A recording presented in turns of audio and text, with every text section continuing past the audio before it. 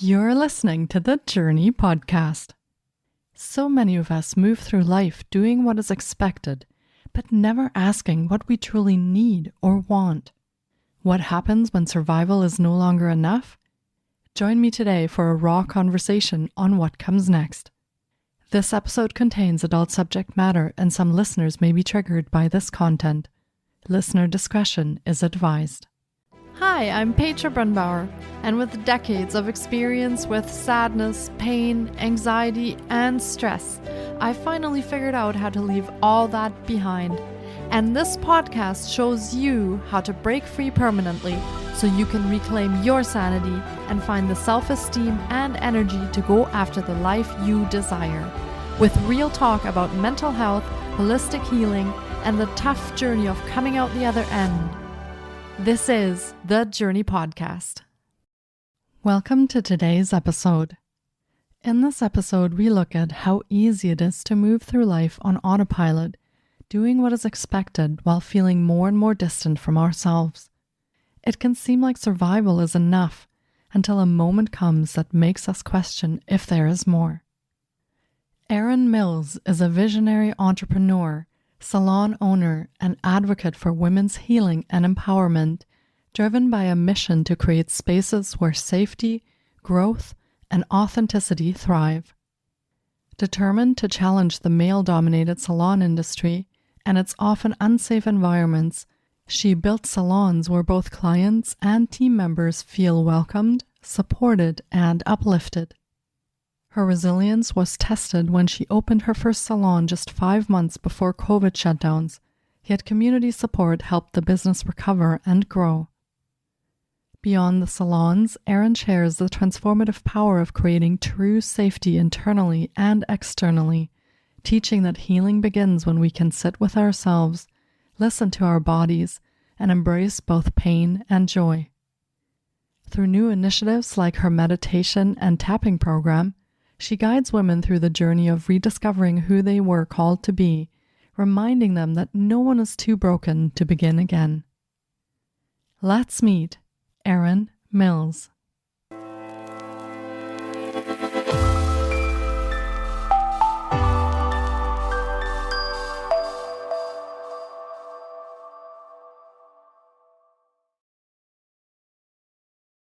Hi, Erin. It's so great to have you on the podcast today.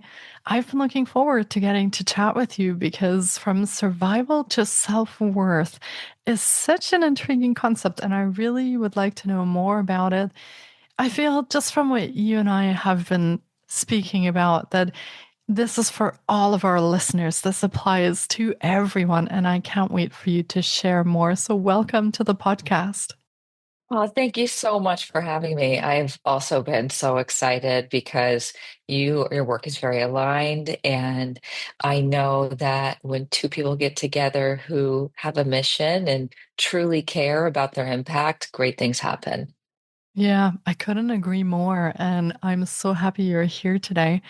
Erin, maybe start us off with, I want to say, your story or your journey or the parts of those that you feel connect to what you do today. And maybe a little bit about what it is that you do today so that our listeners can get to know you a little bit. Absolutely. I would say that there are many parts to start my story, and the one that I think that encompasses who I am today is when I had a near-death experience. I was a mom of two boys at the time, married. I had a wonderful relationship with my husband and my two boys, but I was told I would never have kids again. It was something that we just accepted in our lives that we were never going to have kids, and that was our journey. And all of a sudden, I got pregnant. Long story short, with her, we were pregnant with a little girl, and her name was Opal. And I ended up losing her. And in the process, I was in my second trimester. In the process, I also hemorrhaged and almost lost my life. And I remember going through feeling the dying process, and I could feel that I was leaving and going to the other side. And all of a sudden, the doctor saved my life. And I would also like to say that in that moment, I heard a message all day long from God. And I've never, as an adult, heard a voice from God, the universe, what I thought, whatever you want to call it. And that day, I'd heard a voice telling me, you will survive over and over. And as you can imagine, hearing that out of nowhere, one, it makes you question a lot, your sanity, question many things, especially if you are not in a place that believes those things. Long story short, I did survive. But when that happened, something broke. And that breaking was almost a rush of water of feeling that I'd never felt in my life. And I realized I had never been anything more than a robot living in my own life. And all of a sudden, I went from feeling nothing to feeling everything. And it almost felt like I was feeling past, present, and future all at once. I was diagnosed with PTSD, and it was so much more than that. That was what was happening. But the feelings of grief and trauma, what I know now, were generational. They were compounded so much with things that have happened and things that have happened before me that I've had to learn how to heal. And a lot of that has been through breath work. A lot of it has been through feeling and nervous system resetting and not as much talking as I would have thought. And as this journey has progressed, as the 7 year has processed, has continued, I have built two incredible businesses. I have over 50 something people that work for me. And my driving factor for that, because of realizing when I almost lost my life, I never had safety as a child. And my desire was to always create that within everything that I ever created. So I created that within my teams. And through that process, even though I'd gone through healing, I'd gone through the grieving process, I've reached all of these layers, I realized I still never made it safe in my own body to really, truly let go. In those parts, I realized, yes, there's healing, there's uncovering, there's working through, and then there's also the letting go process. And it has been such an honor to be able to heal these things. And I see how now that I see myself differently through the lens of safety in myself, I am now, aside from my businesses, I'm establishing such a new way of living for myself, and I am speaking about my story. And there's so much more to it. I'm sure that everyone has multiple stories, but now through the overcome her process, I'm talking about overcoming childhood trauma, overcoming my own robotic self negative voice and talk, and overcoming the mother wound. Overcome her is overcoming me, my mother, my grandmother, and everything in between to become who I was meant to be and to help other women unbecome so that they can become who they were meant to be. Wow. Thank you for sharing that, Erin. And as you're speaking, I'm feeling a whole range of emotions from sadness to grief to also an excitement for the hope that there is a different life, that there is healing. So Yes. thank you for sharing that. And I feel like many of our listeners will relate to this and maybe not in themselves having a near death experience, but Mhm. living a life on autopilot as a robot, not really feeling things, being disconnected from our joy, ourselves, our purpose, wondering if that's all there is. Thank you for sharing your story. Thank you for that bravery and that courage to step forward and share that. I feel so many people need to hear this. And at the same time, I also feel that an experience like you experienced, it leaves us as a different person afterwards. I feel like there's just no way that we can stay the same person that we were before. How did this experience change you in a sense that you started actually wanting to move towards something different? You said there were realizations of you'd been living like a robot. And how did that change you internally or externally having an experience like that? And we can obviously see some of the results of what you were doing today, but what Yeah. kind of changes were going on in you in the years, months, years after that happened? That's such a great question. I almost feel like when there's a break of something traumatic, really traumatic that happens, and it does not have to be near death, there are so many things that can happen to make you realize there's a before and then that there's an after. And in that after, a lot of the realization is that I was a mirror to everyone in my life since the time I was born. I was just a reflection of who someone else wanted me to be. And my own thoughts and feelings were never my driving factor. In fact, I realized they were almost never a consideration. To all of a sudden realize, oh my gosh, I don't even know what I want. I don't know who I am. I don't know what makes me happy. Do I like riding bikes? Do I like reading? What do I actually enjoy? And then I started getting into, wait, what is enjoying? What is joy? What is purpose? Because for me, my purpose was just becoming the best, doing the best, making everyone happy. And if they were happy, then I must be a good person. If everyone's happy with me, I must be doing a great job. And I think a lot of women feel this way, that if people think that I am kind and I'm easy, accessible, I'm always the dependable one, then I'm doing a great job as a woman and as a person. And unfortunately, when you start cracking that open, you go through your own grieving process again of realizing, whose life was I living? Was I living theirs? Was I living my children's lives, my parents' life? If it wasn't your own, then we have to almost become like children again to relearn who we are, what makes us happy. And in that process, a question for you, I think you've probably dealt with this. When you start realizing that you weren't living for yourself, it really upsets people or scares people because it doesn't feel safe. That's not you. That's not normal anymore.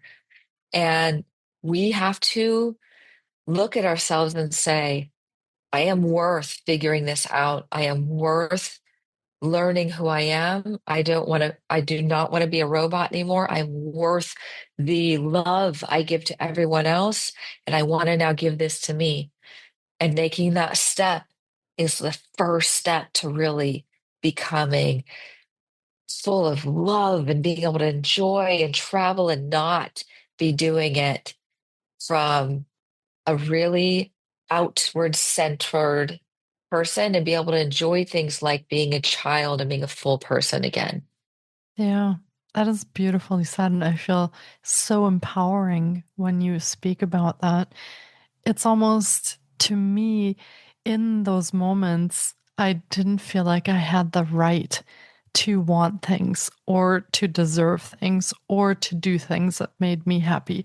For some reason, I felt like that was not what I deserved or had a right to demand or ask for. I feel this is so empowering when you say that is where we should start, really, is looking at those pieces. And I do feel that people have different reactions to that, as you said, when we decide to change and when we decide to change our lives. And it happens that sometimes we lose friends or some relationships cease to really fulfill us, and that's okay. It's one of those things that ends up being okay because it helps you discern who will be with you on this path going forward and who is no longer adding to that new energy that you're looking for. Yeah, thank you for sharing that. I feel like we need some encouragement around that. Someone telling us it's okay to do that. It's okay to take that step forward because it will actually serve you on your way, finding yourself and finding your purpose. So, yeah, thank you for that. And I'm a little bit curious, and I know you and I touched on this before we recorded, is why we wait until something grave happens to us to feel like we deserve to actually look at this and to feel like we deserve to look at a life that pleases us, that brings us joy, and that brings us alignment. When you realized in that moment of survival that you had been living as a robot this whole time, Was there anything that came to you, a realization on why you hadn't considered this before your near-death experience? That's a great question. I think to answer that fully, I have to say some truths I have never spoken about before and be honest about how long it took me as well. I grew up in a very chaotic and traumatic environment as a child. I was never allowed to have my emotions or my feelings be valid. I had to make sure that I was making peace in the home from the time I was born. And if I didn't, then I would be punished. It was my job to make sure that my mother was not angry. What that made me realize as an adult is that when that happened, I never stopped and changed, even as an adult, even when we didn't live with each other. I never stopped making her my central focus. And even when I had children and things were, my priorities were my children, my voice, my compass was my mother, and my compass was not me. The focus had to shift, but I had to also have a little bit of an acceptance with that. It took a lot of time. It took a few years to really break through that. And I will say through talk therapy, I got to talk a lot of things out, but it wasn't until I let my body feel these things and go through nervous system healing and really get it all up and out of my body and let myself feel safe to feel how awful, horrible it felt. That was when I was finally able to get my compass back. I noticed and I had to take some time to heal. And then I got my compass back. And now I can be so much more aware and make decisions from clarity, not 100% healing, but I have my compass now. Yeah. Wow. I feel like part of this goes back to what you were saying before, that there is a certain safety in just sticking with what we know is familiar, even if that hurt us in the past, even if that created chaos in the past, at least it's something we know. And there is a certain safety in that going forward. Very interesting that you mentioned with your mother, because I feel like that situation was the safety that you knew, and it was not safe to change that in your nervous system, in your mind, in your body until an experience made apparent that you had to. Very interesting. And I feel a very big moment for our listeners to really tune in and think of that safety that you were talking about. Where is that coming from? And is the safety that we thought we felt in childhood or earlier on still the same safety that we need today? Is that still serving us? Is that still supporting us? And if the answer is no, we might start looking into how we can change that, how we can create, like you said, our own compass, our own internal safety, and take that back. So, yeah, what an amazing realization. And I'm so glad that you found that way through your mind body connection, through actually coming into your body and finding that space for healing. Is talk therapy something that you said that you spent time in talk therapy, but it didn't really start coming together until you moved into the body? Is there something that you learned in that whole process that you could share with our listeners who may be doing mindset work, talk therapy, and finding that it's just not really moving forward like they would like to experience? Anything that you'd like to share? Yes. I think for people who maybe have a hard time talking about anything with people in their lives and they don't feel that they can be that vulnerable, that therapy is wonderful, especially to have someone who truly listens to you, because that is not the case all the time, that we have someone in our lives that will truly look at us, hear us, listen to us, and we can feel safe with them. For me, I've been able to talk about things, and therapy was a great thing to do, to be able to talk about things, but it never went deeper than that. And I've done EMDR therapy. And that was the first time, that was like my little opening to like, oh, there are things going on in the brain and in the body that I don't know what I just healed, but something came up, something healed, and that felt incredible. After that, I started going to different retreats and doing a lot of breath work. And the breath work is the first time, and breath work with a guide, someone who leads you through different types. There are so many different types of breath work, but I always say that you need a guide at first to guide you through it because one, they make sure you're safe. They watch over you. They know what they're doing. And I could feel safe knowing I was being held while this was going on. In the breath work, once you start realizing there's a little more and you open yourself up to feeling things you don't really want to feel, when you let yourself do that, then you are telling your body, hey, I am safe to feel something that we've been hiding maybe for our entire lives that you didn't know about. But our nervous system tells us what's not normal is not safe. What is not happening all the time, what's not familiar is not safe. So it's protecting us. That's our job to keep us alive. But if we want to be fully alive, then we have to have that safety to move these old traumas through our body. That's where it started. And I continuously now, years later, I start my mornings with breathing. And I don't know how you are or how you feel about daily tapping, but for me, I do tapping with and without my affirmations. I truly feel the energy moving through my body and the continuous the continuous reminder when I have nothing else I know I want to say is I am safe to feel. I am safe in my own body. I am safe to be different. I'm safe to make people feel upset with me. I'm up safe and I'm safe to put myself first. There are constantly, our body needs to hear and feel and then be proven, yes, you were safe just then to feel those things.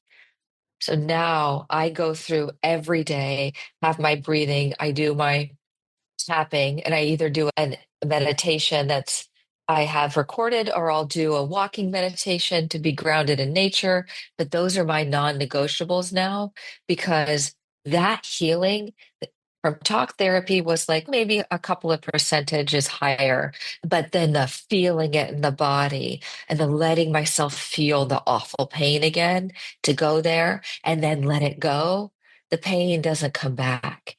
It's truly gone. So that is the healing that I am so excited to help even one more woman feel because I don't know if you felt this, but many times in my life, like you said, you didn't feel like you deserved it. I felt too broken. I felt too late. I didn't feel good enough to think that I deserved to get on the other side of that or that I deserved to put myself first in my own healing. Yeah, absolutely. And it's unfortunately and sadly something I hear all the time. And I feel more so even from women telling me that they don't deserve to have this happiness more than their spouses, partners, children, parents, whatever else, their workplace, their boss, all the other things come first before we actually come back to ourselves and feel that, oh, we need that too. Absolutely. And I love tapping. I don't know. I've said this a few times on the podcast before, but tapping is one of those things that really helps us process things that are stuck in our biology, that are stuck in our body from this trauma and the stress that we have experienced over the years. So I do feel like this is a very effective combination if we have talk therapy for the pieces that we'd like to share and also the body work to really help us reset and heal and rebuild our biology because trauma affects us on all these different levels, not just in the mind and not just in the body, but on all different levels. So I'm glad you found that. And for me, it's a bit of a magical tool. I like to tap on literally everything. Yeah, tapping is one of those things that, and evidence based. So we have a lot of studies with tapping as well.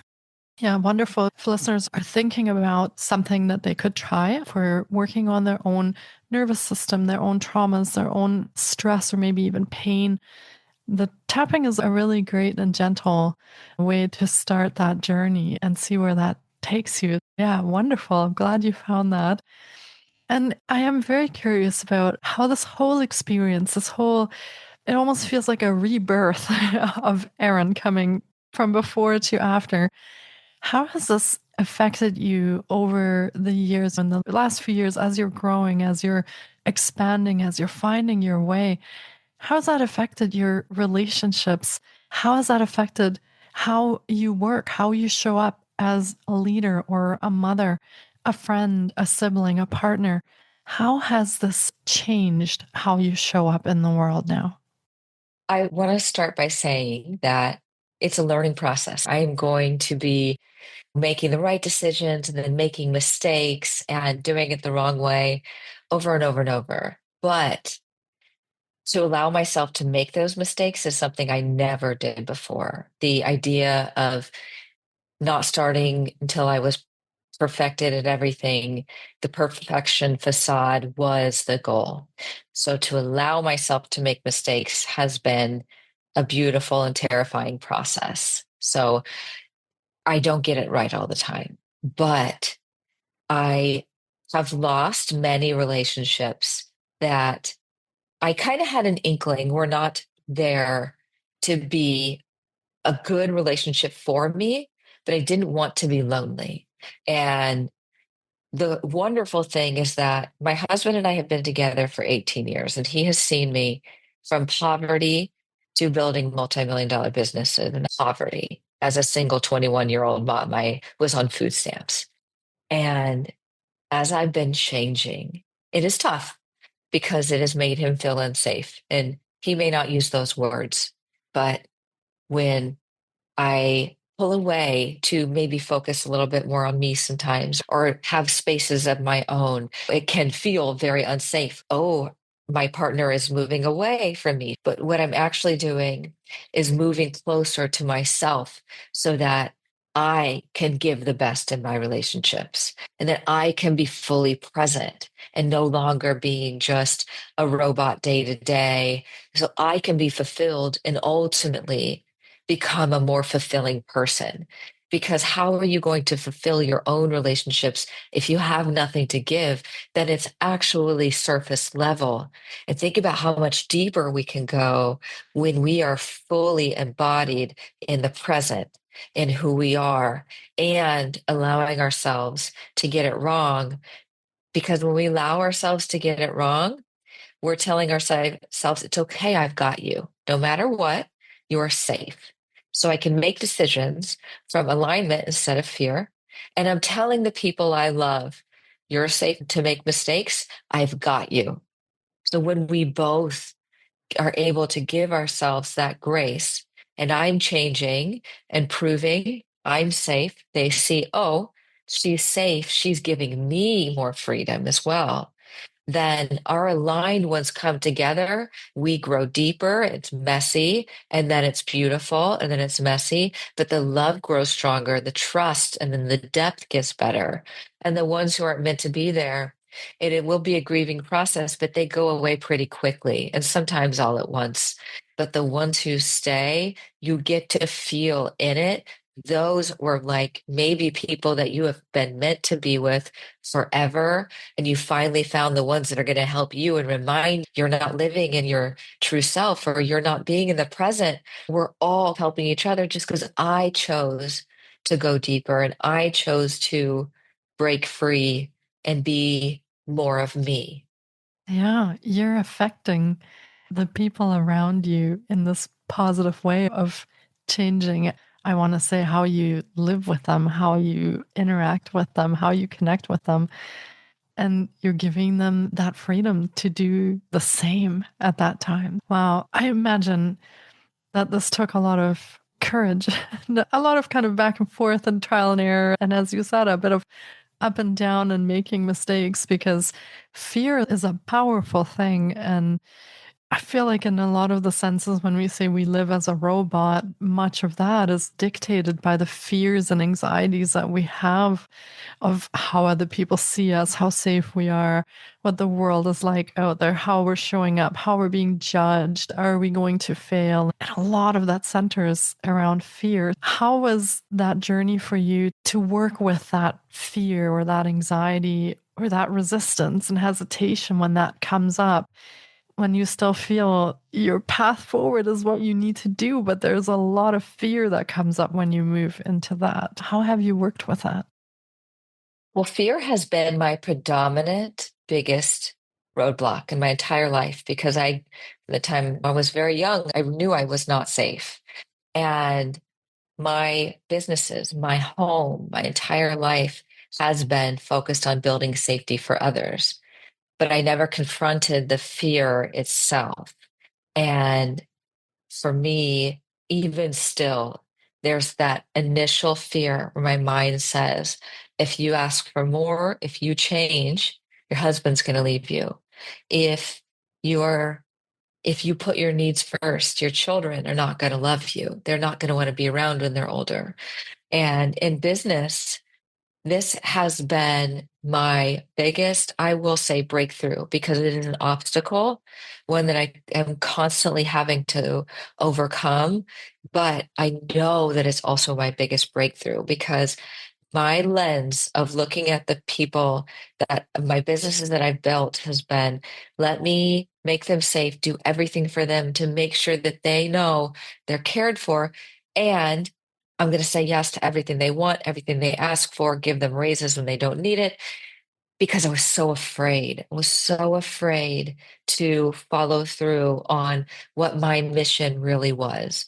And every time I confront that fear, I'm one saying, future me is safe. Like I'm saying, yes, see, you did it. You did it. I'm building confidence in myself and building confidence in my internal system that says, you did it. You got through that fear. See, fear wasn't real. It was just an emotion. It was just a habit. How many times have you maybe realized fear was just a habit that we're breaking or our body, our mind trying to keep us safe?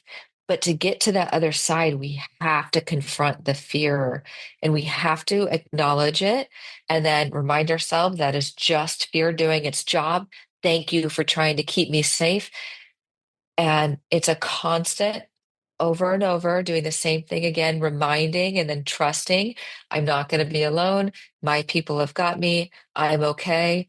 But even this week, there are things that my husband and I have talked about that has really made me scared because, but then I have to remind myself again, and same thing with business. It is a process of building that confidence that you are safe by confronting. And it doesn't feel good, but each time it feels a little bit easier. And each time you get to do it quicker and move through it faster. Yeah. Wow. Thank you for sharing that. I feel like that really breaks open this thing that we keep hidden when we keep running this fear in our heads over and over again. And we think, oh, we're the only people going through this, or we can't share this with anyone because we'll look weak or we'll look just not capable in the eyes of others. So thank you for sharing that because I feel like so many of us have this fear thing going on in our heads over and over. And we talk to ourselves from this place of fear in all kinds of decisions, taking little steps, creating that safety, and making sure we feel okay with that each time a little bit easier. I feel like that is a wonderful way forward and working with that fear that we have. So, yeah, thank you for that. And I feel at this point, our listeners might be really curious what you actually offer. How do you work with people, or do you work with people when they are going through their own challenges, when they may have experienced some of the things that you have experienced, and they want to have a change? They want to find alignment, joy. They no longer want to be robots. How can they connect with you, Erin? How can they work with you? And tell us a little bit also about your exciting projects coming up in the next few months. Absolutely. I am going through the launch of my Overcome Her series. And part of that platform is a podcast where women share their stories of overcoming trauma, grief, living in survival mode, and getting to the other side and reclaiming their own voices and their stories.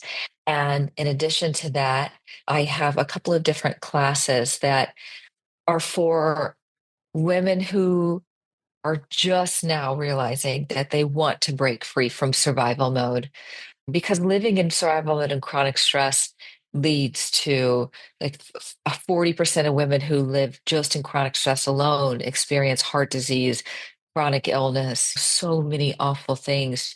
And I think when we realize it, if you are listening, if you have realized this, that is your body telling you it is time now. It's time to heal.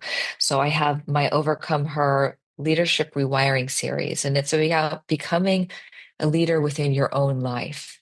And it's really the basics of rewiring the process of robot to safety, of not even realizing your thoughts to recognizing that your thoughts are separate from you, and being able to get back into your own body, which is just the foundation of getting into the healing movement, because we have to create safety first before we can do anything else. And then the next thing from there is my tapping series that I'm really excited that will actually be launched first on my podcast, and then my walking meditation series. I'm very excited about that.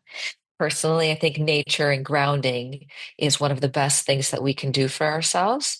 And when we choose to be outside and we do one of these like 10-minute walking meditations, it just gets us back into our bodies. And we're so much better throughout the day because of that. For right now, the best way they can get a hold of me and to see all of these offers is to go to my Instagram, because it is all in one link there. It's in one link, so it's a little more helpful, and it can describe what they're really going to. So it's not confusing. And also, they can reach out to me and ask me questions, and I can give a little bit more direction. I would also like to say that nothing ever has to be purchased for you to reach out and ask for help. I am always very open about what I have been through personally. Would love to share any type of breath work that I do that is helpful to me, and always willing to share my tapping resources, because tapping is backed in science. It is not something woo-woo, but it does have some pretty incredible magical benefits. But the science is there, and I love sharing that part of it as well.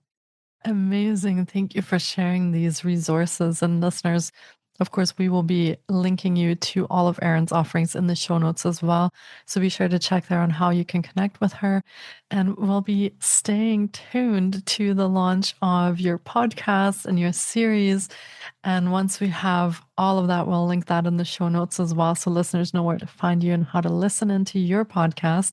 What an exciting adventure, and so much needed in this world where we all need more healing, more support, more nervous system regulation, I feel. And this is such a wonderful thing that you're doing. So I want to just thank you, Erin, today for being here and for sharing your story and for being so open about telling how this happened for you, what your experiences were, and how you're moving through that with all of the ups and downs that are attached to our healing journeys. They're not always straightforward and linear and pretty, but this is how it goes in real life. So thank you for being here today. Thank you for this amazing work that you do and shining your light out there so others can find some support of their own and healing of their own. Truly grateful that you joined me today. Thank you so much for being here. Thank you. This was an honor, and I feel incredible and a little teary. I'm so happy that I got to do this with you. Thank you so much. Oh, hopefully we've brought the sense of hope and Yes. wonder at what else is out there for our listeners as well. And they can experience that healing journey of their own as well.